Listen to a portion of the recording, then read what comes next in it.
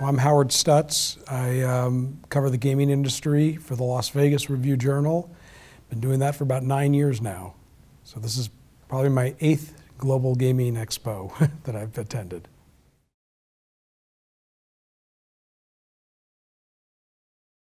Well, the one thing we've seen is this is my ninth year covering the gaming industry, my 8th Global Gaming Expo.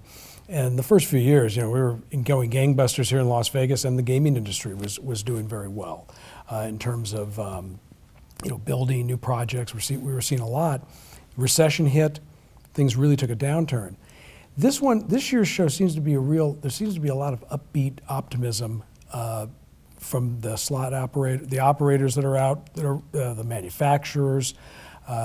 There was optimism in the last few years, but it just seems to be a little bit more this year. Maybe it was the new products that were out there.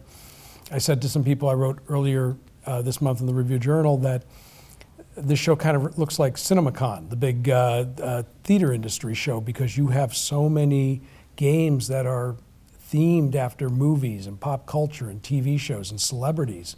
And they're all out here. That's what it just seems to be like. And there's some optimism and that maybe these games will work. With this, on the first day of the show, IGT announced a big sale of 7,000 video poker machines to Caesars Entertainment, to all their casinos. That was a big story and that was a big number to come out on the first day of G2E.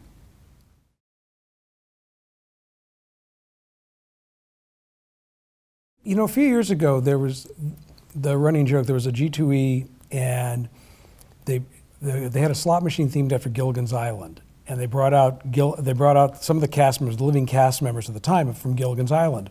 And the first comment a lot of people said was, "Wow, there's Gilligan's grandpa," because Bob Denver was pretty old at the time. It was before he passed away. You've got pop culture. I mean, it's happened in the last few years. The Michael Jackson machine that Bally's Technologies put out has done very well. That they've done another version of it.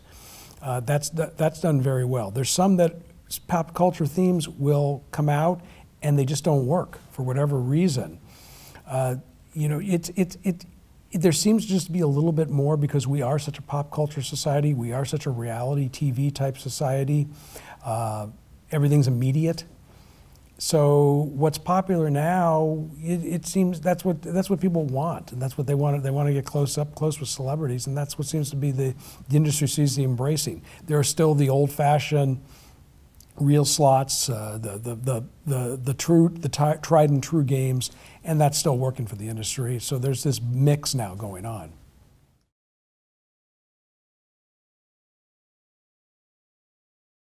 Every G2E for the last few years since the recession has always been, well, is the slot replacement market going to pick up? What we're seeing this, and that question is being asked this year, of course.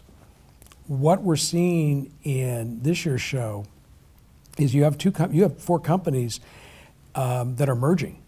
Bally Technologies is buying Shuffle Entertainment. Scientific Games is buying WMS. Those types of, we hadn't had that. We have not seen that in several years. And on the casino side, operations side, Pinnacle Entertainment completed its $2.8 billion buyout of Ameristar. So seeing these type of how this reacts in the next year when you have these companies coming together, the merger of these technologies and their businesses, that's really what will be a big question going into next year as those come about. That's been the big challenge, and it's been something that's needed to happen, the consolidation. You have a lot more slot machine makers, the smaller manufacturers that have been doing very well in the last few years. You always have the big 3, IGT, WMS, and Bally, whichever order that you want to put them in. Now you have companies, still you have Aristocrat and Konami, but you also have companies like Multimedia Games, Aruze, Spilo, Ainsworth, smaller companies that are starting to cut into the market share. And then the other question is internet gaming and how a lot of these companies are dealing with internet gaming. It's a small market now in the U.S., expected to get larger at some point.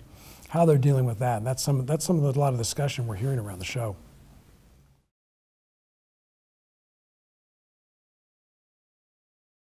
It is different Consolidation is different in the gaming industry because you're now bringing companies. Shuffle and Bally are two very different companies.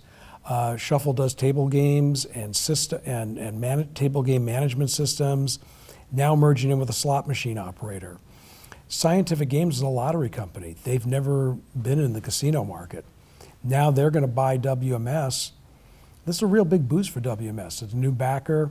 You're going to see a convergence where Scientific Games has some products that are used in lotteries that we might see on casino floors, different themes and titles, and the same with WMS for Scientific Games. So it's a good thing in a sense. You have the small, but the one thing is you still have these smaller companies that are out there and they're investing and they're producing good product. And the casino operators are seeing that, they're using those games, and that's going to continue to happen. Now, in the past, the bigger guys would buy up the little guys.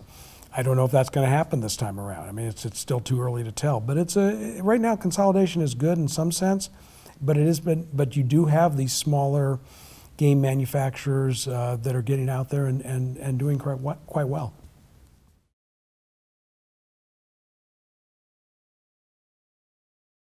Well, the question is going to be in terms of, as always in the U.S., is gaming expansion, new markets. Maryland is still sifting through trying to figure out another casino outside of Washington, D.C.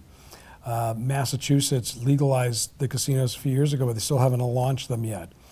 We're seeing the racinos grow in Ohio, and Ohio is going to become a very big gaming market. It's those new markets combined with the fact with internet gaming. Where is that going? Right now you have Nevada has launched 2 online poker websites.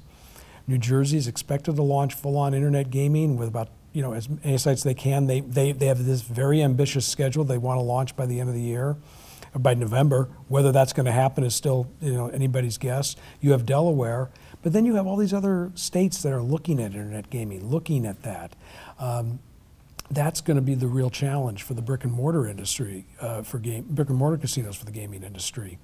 And for the manufacturers, how do they provide to those? How do they get involved with the internet gaming? That's really the wild card that we just don't know yet. There's not been a federal Congress just doesn't seem ready to pass a federal internet poker bill. So right now it's a state-by-state initiative, and that's really the wild card that's out there for the industry and how this all shakes out. And if any new markets can pop up other than the ones I mentioned.